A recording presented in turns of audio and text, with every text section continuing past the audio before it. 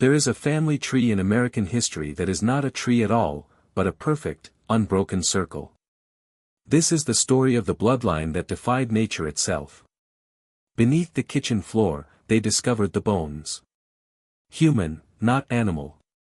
The town doctor refused to ever step inside again. And when the preacher saw the headstones behind the house, names that matched both the mother and the wife, he left that very day and never came back. What took place on that hill in 1892 was so twisted, so unholy, that the county records were quietly rewritten. But a single birth certificate survived, and it bore just one name, his name. Hello everyone. Before we begin, don't forget to like and subscribe to the channel, and leave a comment telling us where you're from and what time you're watching. This tells YouTube you want more stories exactly like this one. In this country, there are places where bloodlines run like rivers, tight, winding, and never far from their own source. Western Appalachia is one of these places. Isolated by jagged mountains and sheer poverty, families seldom moved. Yet the tale of Jacob Elbridge does not stem from poverty. It originates from obsession.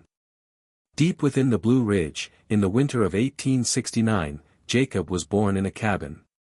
His father was listed as unknown. His mother, Sarah Elbridge, was 31, unmarried, reclusive, and known to the townsfolk only as that strange girl with the dollhouse voice. She rarely descended from the ridge. When she did, people whispered about how her eyes lingered too long, and how she always purchased double rations, one for herself, and one, presumably, for the son no one ever saw. But he was real. More than that, he was being groomed. Neighbors would later give anonymous testimony about the chanting they heard from the hills at night, sometimes laughter, sometimes crying. The most unsettling detail was that the laughter always came from two overlapping voices, both the same pitch, one male and one female, as if one was perfectly imitating the other, or being taught to do so. Jacob was not raised as a child. He was raised as a partner, a shadow, an extension. By his 15th year, he stood 6 feet tall, pale as bone, and never visited town. But Sarah did, and she brought with her a ring.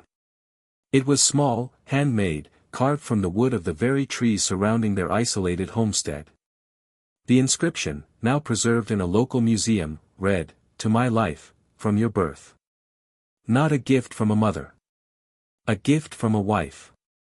The 1890 census lists Jacob Elbridge as head of household, age 21. But here is where the records fracture. No wife is recorded.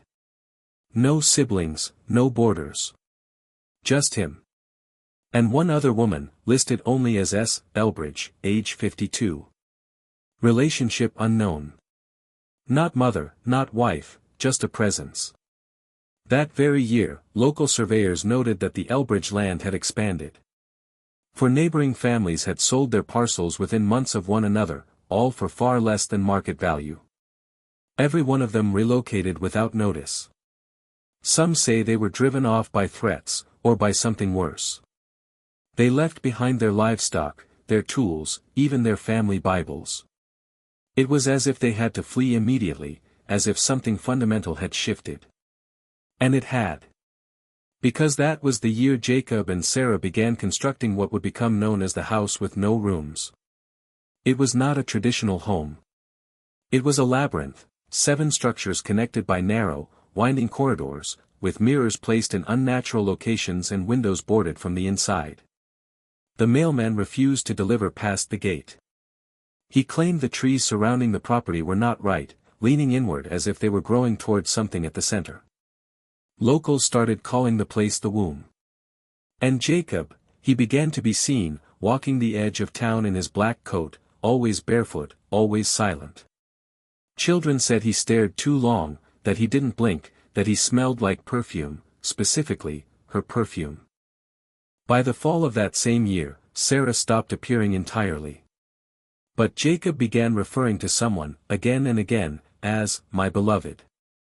In conversations, in letters, even in a strange journal found years later in the ashes of their homestead, he wrote about her as if she were both alive and dead, a wife and a mother, a god and a ghost. One entry read, "She is before me and within me. Her touch makes me pure. Her name is my name." He signed it not Jacob, but Elbridge. First name omitted. Just the bloodline. In 1892, a local physician named Dr. Walter Griggs was summoned to the Elbridge property.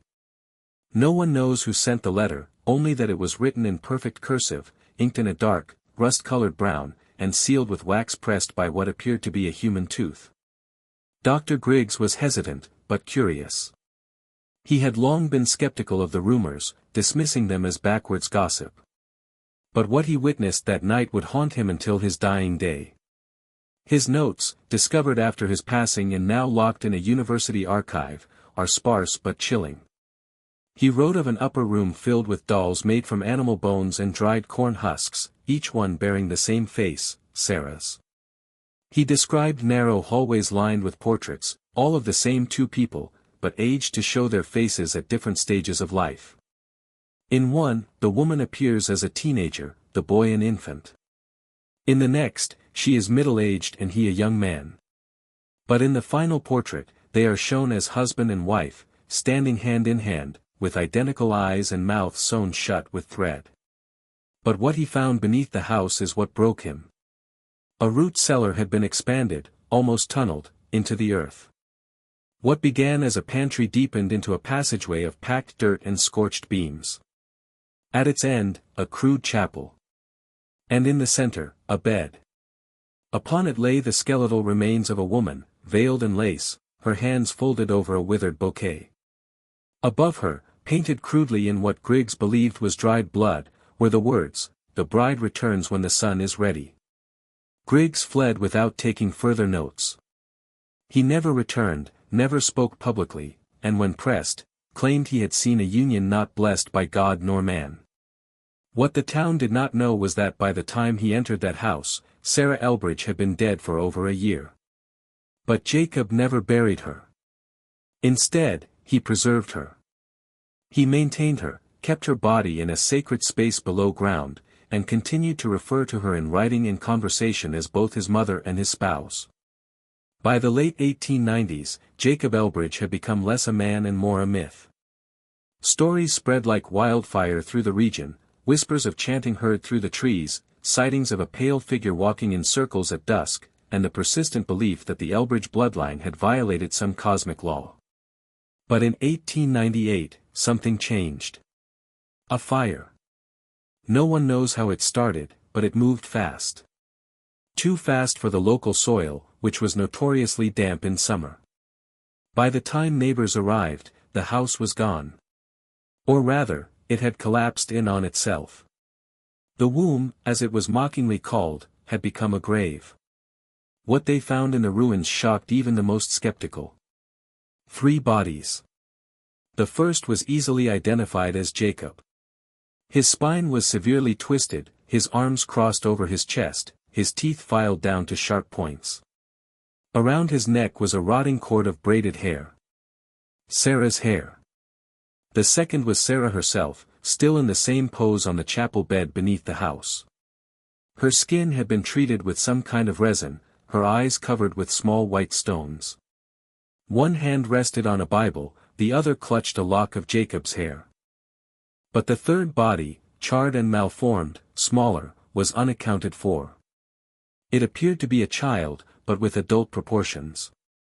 Its face was severely disfigured, as if the bone structure had collapsed in on itself, and its fingers, 6 on each hand.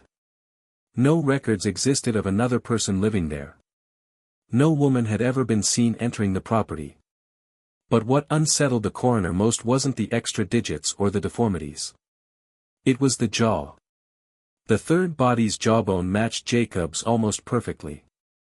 Not just genetically, but structurally, anomalies in the molars, the same crooked incisor, even a fracture from childhood that had healed improperly. The odds were astronomical. The implication, Jacob had fathered a child with his mother, and that child had lived, and died, possibly in that very fire. Some locals claim Jacob set the house ablaze himself, either in shame or in the belief that only fire could release them from what they had become. Others believe it was the town, that someone or something wanted the Elbridge name erased. But it didn't work. Because months later, a new name appeared in the church registry, E. Jacobson, age 7, orphan, adopted. The name E. Jacobson seemed innocuous enough, just another orphan in a town that preferred not to ask questions. He was taken in by Reverend Clean, a man known for his charity and his unfortunate luck with children. His wife had died during childbirth, and his own son had drowned years prior. Locals believed the Reverend saw this new boy as a second chance. But strange things began happening almost immediately. E. Jacobson refused to sleep indoors. He insisted on building a small shelter behind the church, fashioned from branches, roots, and discarded cloth. When questioned, he said the church walls crushed the voices. When asked what voices, he'd reply simply, "The ones that sing her name." He never mentioned his parents, never asked where they went, but he did carve a small wooden object, a ring identical to the one Sarah Elbridge had given Jacob decades prior, and he wore it constantly. Reverend Clean began keeping a journal documenting the child's behavior. At first, it was minor things, strange drawings, sleepwalking, repeating phrases in a language no one recognized. But by winter, the entries became frantic. "He doesn't age," Clean wrote. "His face changes subtly. I swear he smiles like an old man. Sometimes I hear two voices when he speaks, one high, one low. He keeps calling me father, but with a tone that chills me, like I am less than him, like I am the child." One night, during a particularly violent thunderstorm, Clean awoke to find E. Jacobson standing over his bed, soaking wet and smiling. In his hand, he held a burned piece of paper with smeared ink. The only legible words, "The bride returns when the sun is ready." That was the last night E. Jacobson was seen in public. Clean's home burned to the ground 3 days later. His body was found in the cellar, positioned exactly like Sarah Elbridge had been, eyes covered, hands folded, mouth stitched shut. The boy was gone. No footprints, no witnesses. Just one final journal entry, scratched into the wall of the shelter behind the church: "She came back, not as before, but as fire, and she took me in her arms." If you're still watching, you're already braver than most. Tell us in the comments, what would you have done if this was your bloodline? Decades passed. The Elbridge name faded from memory, on purpose.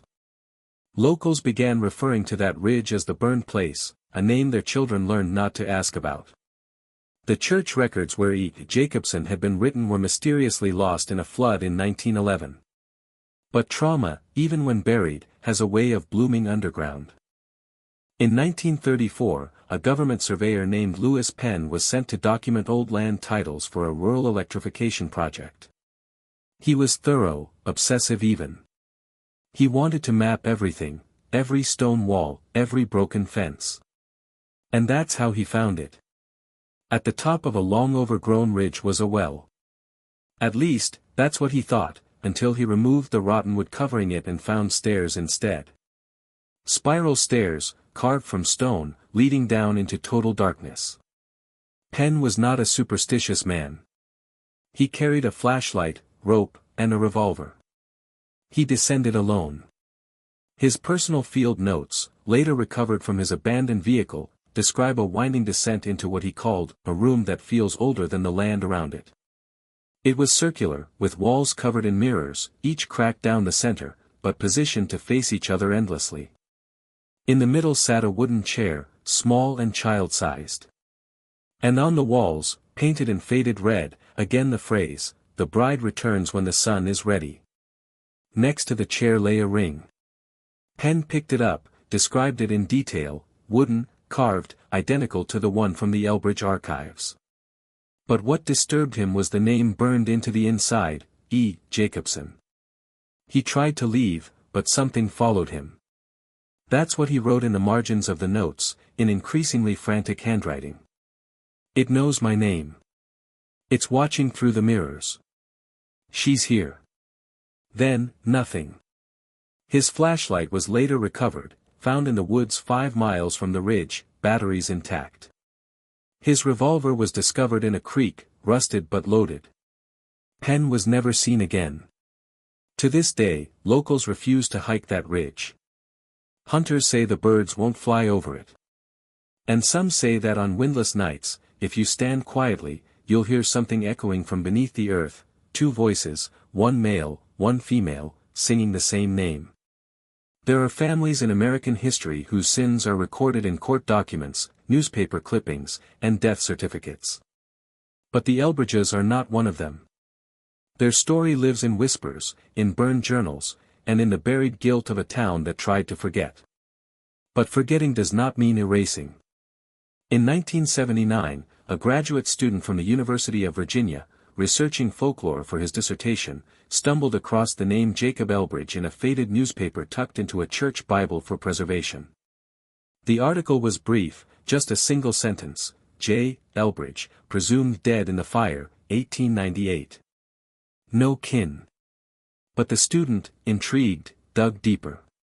What he found was a scattered paper trail, odd purchases from old ledgers, land deeds signed with only an initial, and dozens of missing person reports filed over a span of 80 years, all near the same wooded ridge. He tried to map them, every incident, every unexplained disappearance, every burned home. And what emerged chilled him to his core: a spiral, the center of which was the old Elbridge property. His research was never published. His professor dismissed it as hysteria disguised as anthropology. But the student's notes, later found by his roommate, revealed something else: drawings, dozens of them, each one of a woman in a wedding veil, no eyes, just empty sockets filled with hair, and a boy beside her, growing older in each image, until finally, in the last sketch, they were the same.